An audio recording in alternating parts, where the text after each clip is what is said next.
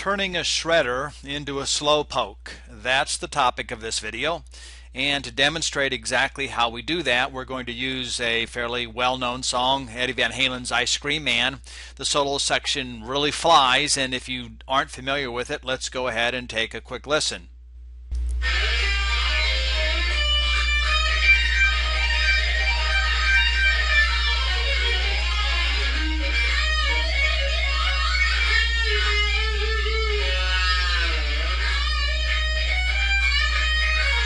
Anyway, I think you get the idea. There are some parts in there in which the fingers of this guy playing it are really flying. And interestingly enough, if you scroll down this page here in YouTube, I found something that I thought was quite interesting.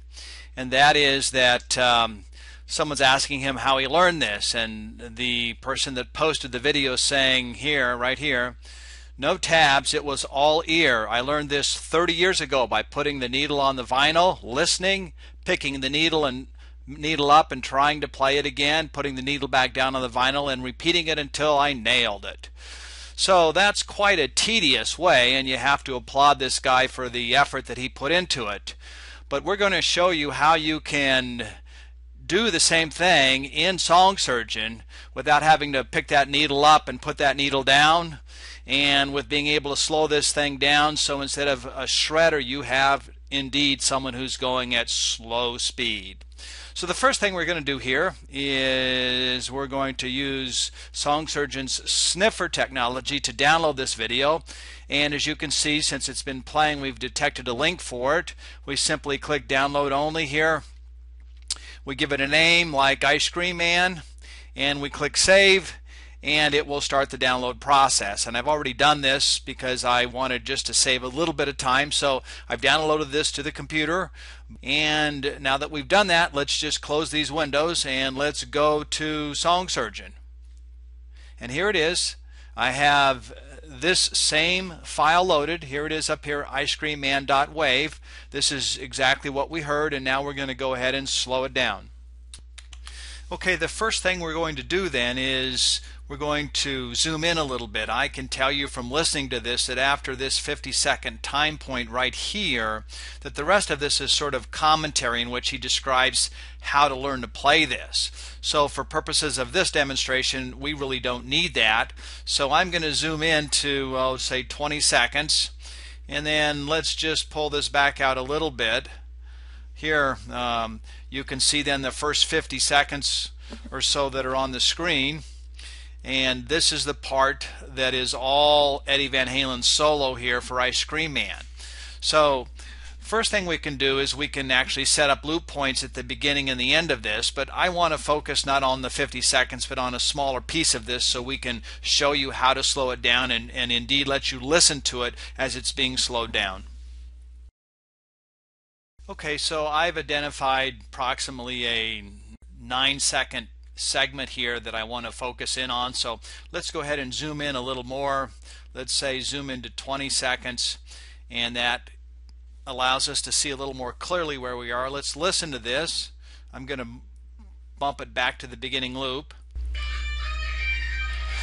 Okay, for purposes of what I wanted to do, it sounds like to me that we ought to move this to somewhere about there just by listening based upon where he really starts to shred. There we go.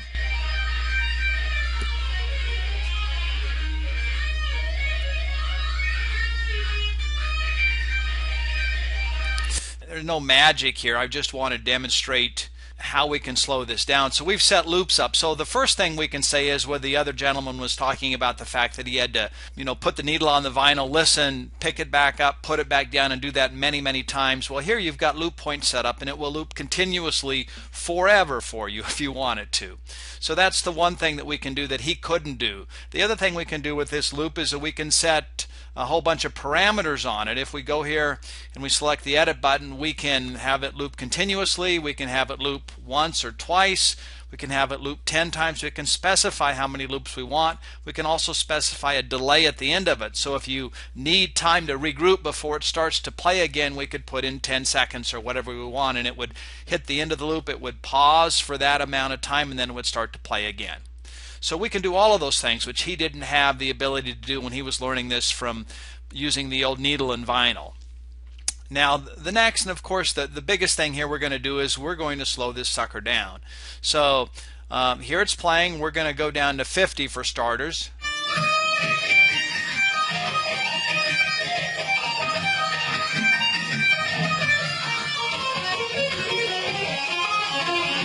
So as you can hear, it's much better, but it's still pretty fast in some places. Let's go ahead and move this down to say 30% and play it again.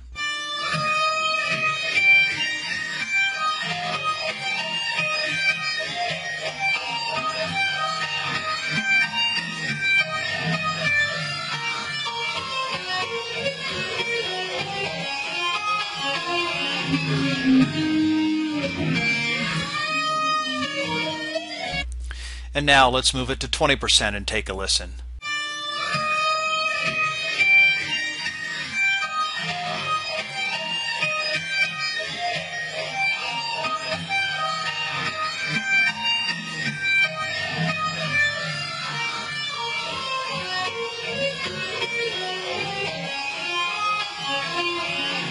So there you see, we've got it down to 20%, and now we can hear the notes that are being played, and we could even go down to 10%. I'm not certain, what you guys are comfortable with, how low you think you might need to go, but here's 13% as an example, and we can go all the way down to 10.